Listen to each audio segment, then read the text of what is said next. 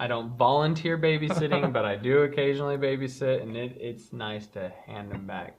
And it doesn't matter what age they are, whether they can clean themselves or not. It's still nice to hand them back. Well, I can't handle mine back. Hand mine back. Well, I get breaks. Technically, because their mom still lives in town, but we do like a week on, week off kind of thing. So she'll have them for a week, and I'll have them for a week, that kind of thing. Gotcha. So, but then again, if I could have them all the time, I would. Yeah, they're fun. But it's fun. They gotta have time. But the transition is hard. I'll be honest. When I go back to the early days of it, it was a what the hell did I get myself into? Oh, absolutely. Like, you're up at 3 in the morning. You were already up at 12, 10, and 1, 11, and all that. And the kid's crying again. You gotta change the swamp diaper in the middle of the night. And it goes back to your point where you're not getting that rest. So you all throughout the course of the day, you're mentally exhausted. How are you supposed to function well? How are you supposed to learn? How are you supposed to retain information? Because I know for my oldest daughter, I was taking a Series 7, the financial license, studying for that while maintaining a newborn. Almost impossible, man. Yeah. It's almost impossible. Well, and knowing what that is, that's a big test to begin with. Right. I mean, without distraction. But that's, yeah. I mean, I wanted to ask, were you, with your children, were you with her a long time prior to children? Did y'all have a long time without children first, or? No. Okay. No, she was. My son is adopted. She was 3 months pregnant when I met her, and then I fell in love with her. So you went straight into kids. Okay, and I wanted to ask because, all right, so for my wife and I, we've been, married for over 8 years now, and I can only imagine going to children will be a big transition. Absolutely. Because I've had so much time. Absolutely. And that's where I'm asking with you. So you didn't have all that time, so you kind of just went straight into that. Yeah, it was the transition for me was just boom, and it was just kind of like I made this marrying decision into and children. I was doing it. Okay. Yeah, because my daughter was we had her 2 years later, and she's biological to me, and she was plain. Okay. And so I got one adopted and whatnot, which is interesting because that was the same situation I grew up in. I was adopted, but but you're right. There wasn't. I was a kid in college, and I met this girl.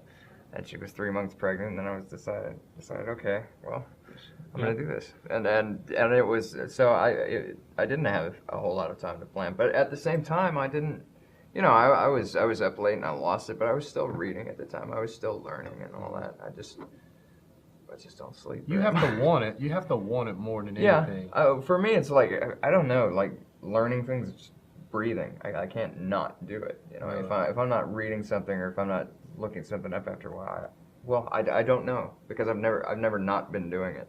Right. I would just find time. I just would sleep. I'll just sleep less. Plenty of time to sleep when I'm dead.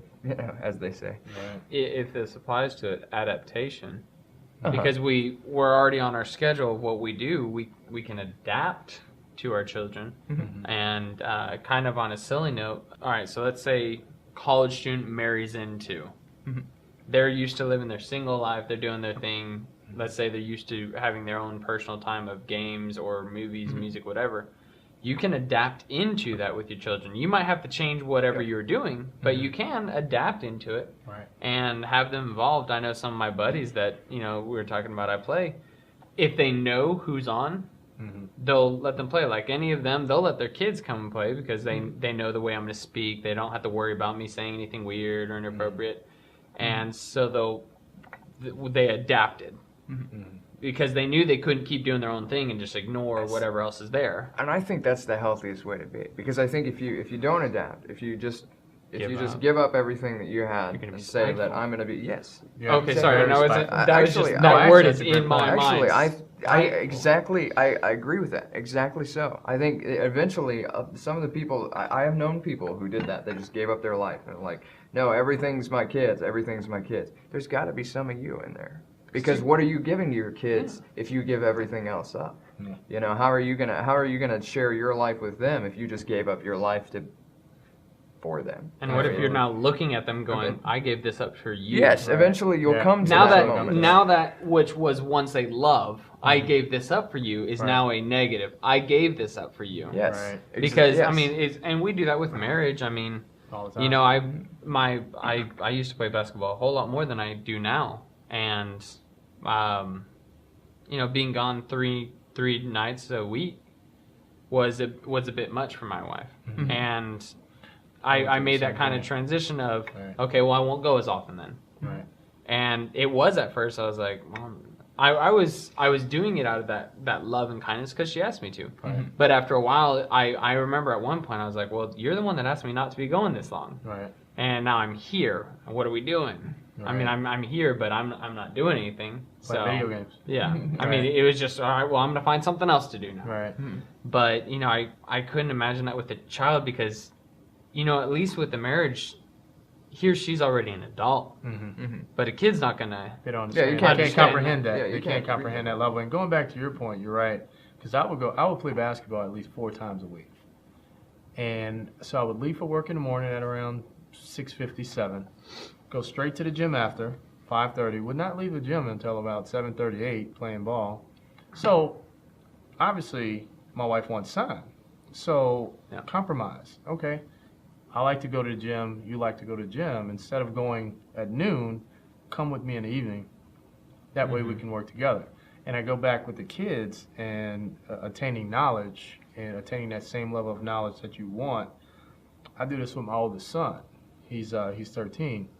When I want to go out and I want to study, just, you know, nothing pertaining to work, just own self-knowledge, I say, hey, let's go spend time together. Let's go to Barnes & Noble.